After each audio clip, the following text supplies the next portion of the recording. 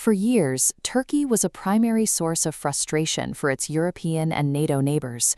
From its bitter feuding with Greece to its refusal to join Western sanctions on Russia, Ankara's path to EU membership seemed permanently blocked by friction. By 2021, these relations reached a breaking point. 10 Western ambassadors were nearly expelled after they publicly called for the release of jailed philanthropist Osman Kavala, sparking a diplomatic crisis over Turkey's human rights record. The financial penalties followed. In 2019, the European Investment Bank effectively cut Turkey off from funding, citing illegal oil and gas drilling near Cyprus as the reason for the freeze.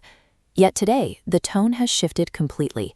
Top EU officials now hold high-level jumbo meetings with Turkish leadership, and earlier this year, the European Investment Bank quietly resumed financing Turkish projects after a 7-year break. To understand why European leaders are now erasing their political red lines, we have to look at the immediate security threats that made Turkey's democratic health a secondary concern. The first catalyst arrived with Russia's full-scale invasion of Ukraine.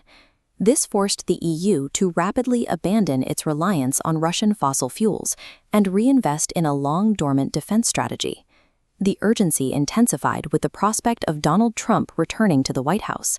His previous skepticism of NATO left European nations facing a world where they might no longer rely on the United States as their ultimate security guarantor. These threats forced Europe to seek alternative energy supplies. Turkey's location allows it to connect Europe with oil and gas providers in the Caucasus and Central Asia, which allows these energy flows to bypass Russian territory entirely. Beyond pipelines, Turkey's geography grants it vital control over maritime logistics. By controlling the straits leading to the Black Sea, Turkey acts as a key defender of NATO's southeastern flank. This makes Turkey an irreplaceable strategic bypass for a Europe suddenly isolated from its traditional energy and security partners.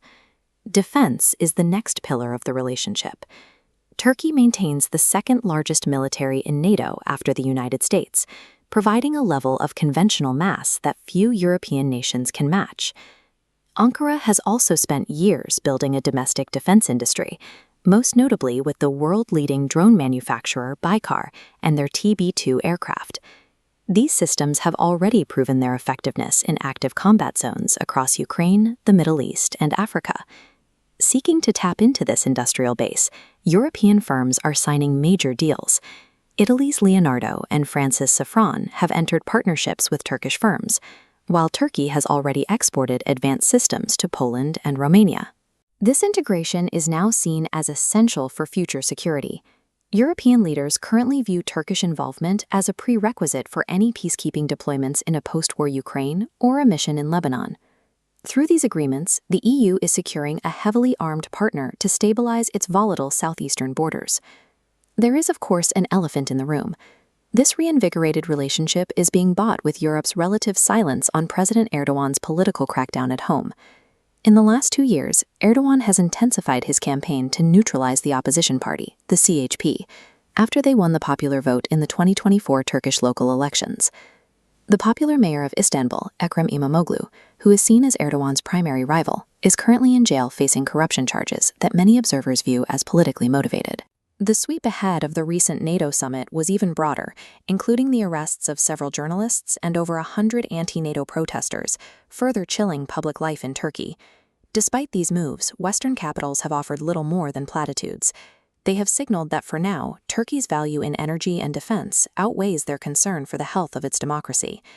Erdogan is using this leverage to push for more, including access to a €150 billion defense loan scheme and progress on EU accession, which has been frozen for a decade. However, full normalization is still hindered by internal EU tension.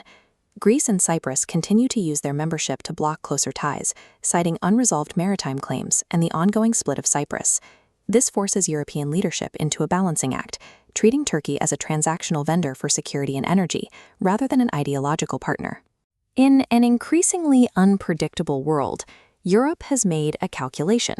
Securing its borders with Turkish weapons and energy is worth the sacrifice of its moral high ground.